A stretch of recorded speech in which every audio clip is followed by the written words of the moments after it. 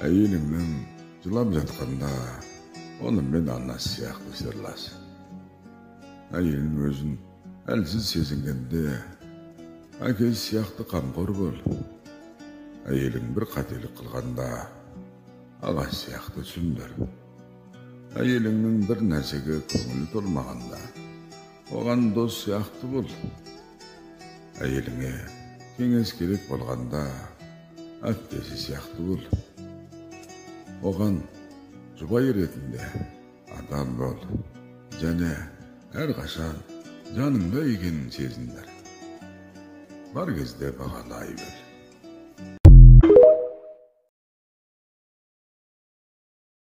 Әр нәрсенің аяғы болады.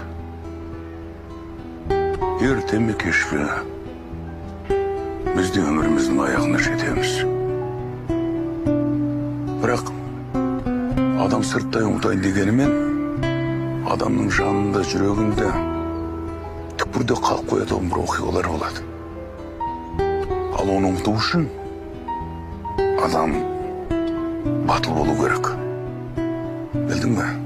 Сонда ғана бақытыңа жетесің. Қиындыққа мойымау керек. Қиындықты сен жеңбесең, қиындық сені жеңеді.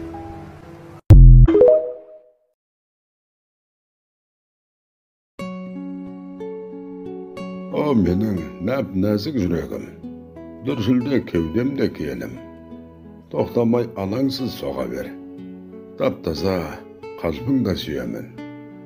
Теңіздей толқыған жүрегім, лүпілдеп жақсылық тіледім. Себепсіз біреулер жылатса, ешкімге білдірмей күлемін.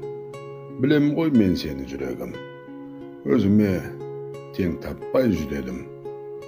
Пешенем жазылып жатқанда, жүрегім, сен қайда жүредің? Сен жалғыз емессің жүрегім, мен сені ғана, ей жарығым сол, сүйемін.